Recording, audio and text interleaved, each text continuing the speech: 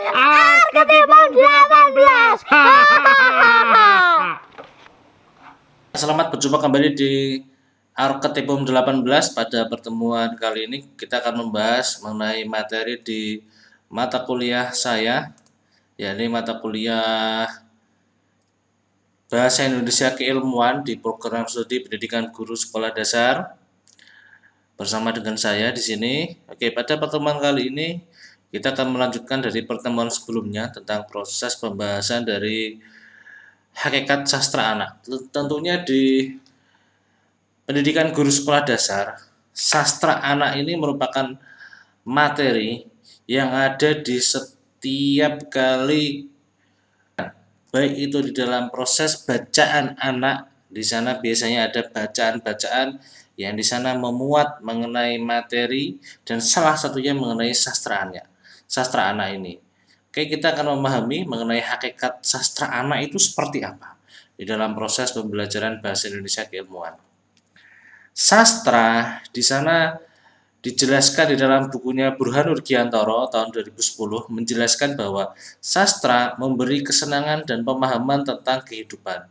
Artinya ketika anak membaca buku tersebut, dia merasa senang.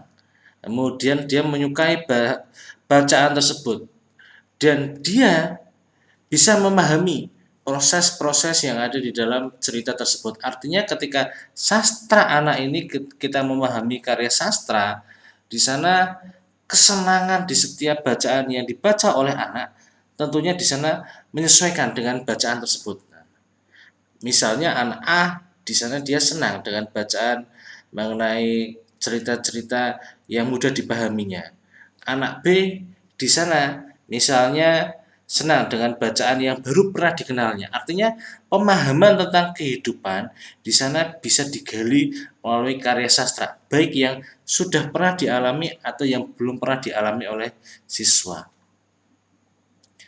Selanjutnya sastra di sana merupakan citra atau deskripsi atau gambaran dari hal-hal yang ada di sekeliling anak.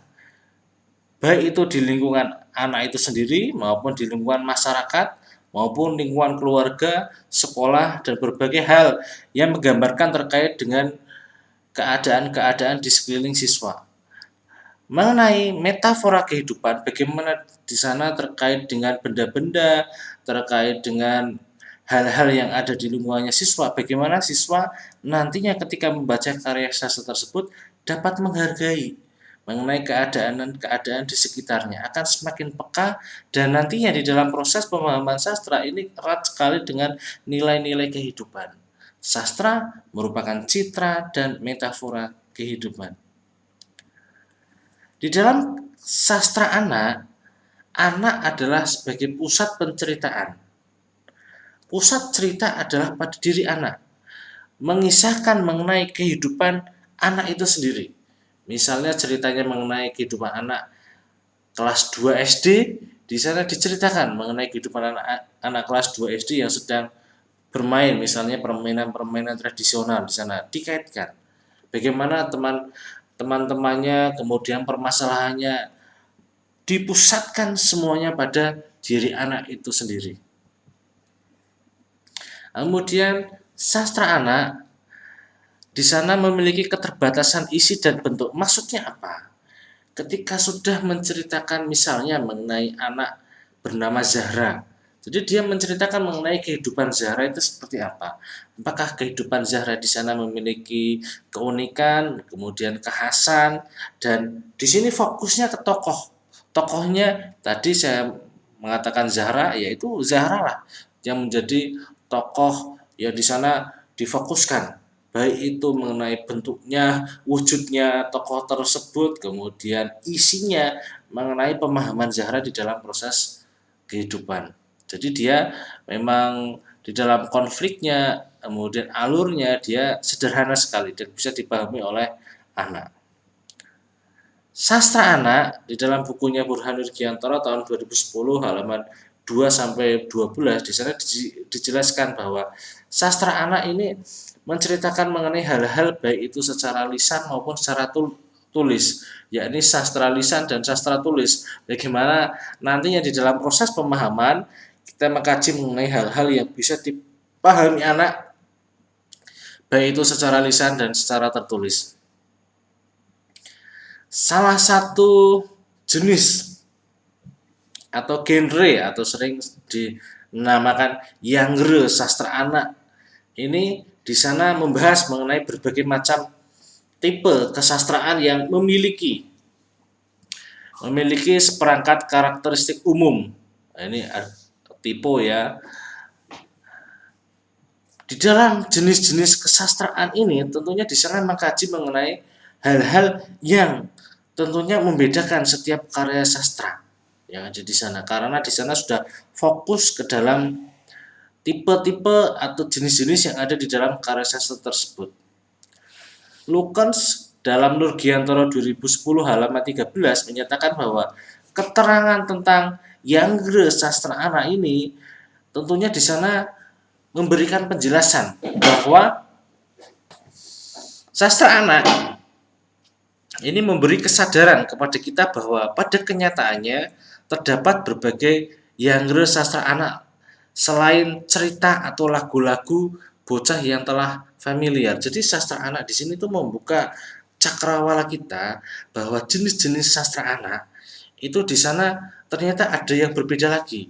Biasanya ketika kita memahami sastra anak, di sana itu berisi cerita-cerita yang disampaikan kepada anak ketika dia itu akan tidur. Kemudian sastra anak di sana berisi tentang lagu-lagu yang dikenal oleh anak di dalam proses permainannya. Ini ternyata ada hal-hal yang baru lagi. Nanti akan kita bahas satu persatu. Dan elemen struktur sastra dalam tiap genre itu berbeda-beda. Ya, kenapa demikian? Ketika kita nanti akan memahami setiap jenis karya sastra, di sana keunikan dan kekhasan karya sastra di sana biasanya sudah difokuskan. Oh, arah dari penulisan karya sastra ini biasanya mengenai jenis A. Jadi dia menyasar ke itu terus-menerus agar bisa dipahami baik itu di dalam tingkat usia siswa maupun di dalam proses pembelajaran dia menyesuaikan dengan kebutuhan yang ada di dalam pembelajaran yang ada di sekolah itu sendiri. Lukens dalam Nurgiantoro 2010 halaman 14-15 di sana dia mengelompokkan genre sastra anak ke dalam 6 macam. Ini berarti di sini sudah dikelompokkan tadi yang di awal sudah dikatakan biasanya di dalam sastra anak dia dikenal menjadi bacaan-bacaan cerita atau lagu-lagu tradisional. Di sini dibagi lagi menjadi 6 hal atau 6 macam. Yang pertama mengenai realisme. Realisme tentunya Anda sudah mengetahui bahwa di sana adalah melihat dari sudut pandang apa adanya yang ada di dalam kehidupan. Oke, secara garis besar seperti itu. Kemudian ada fiksi formula. Ketika sudah dikatakan fiksi, maka di sana adalah hal-hal yang di dalam proses pemahamannya diibaratkan atau di sana menggambarkan mengenai hal-hal yang ada unsur imajinasinya, ada unsur hayalannya, tetapi hayalan tentunya di sana didasarkan pada fakta-fakta kehidupan. Apalagi di sini ada formulanya, fantasi. Ketika sudah mengacu ke fantasi, dia bukan saja hiburan, tetapi dia sudah masuk ke dalam proses pemahaman bahwa imajinasi seseorang itu di sana membuka cakrawala baru terhadap hal-hal yang dirasakan masih sulit untuk dipahami. Seperti yang saya katakan tadi, di sini ada juga sastra tradisional. Hal-hal seperti mitos, epos, legenda, kemudian asal-usul, di sini ada. Di dalam proses bagiannya kita memahami lingkungannya kita di dalam proses pembelajaran itu seperti apa. Ada puisi, tentunya Anda sudah tahu bahwa di dalam karya sastra salah satunya di sana ada puisi, cerpen, novel, naskah drama. Di dalam kehidupan sastra anak, anak di sana sudah bisa menciptakan karya sastra, yakni salah satunya itu puisi.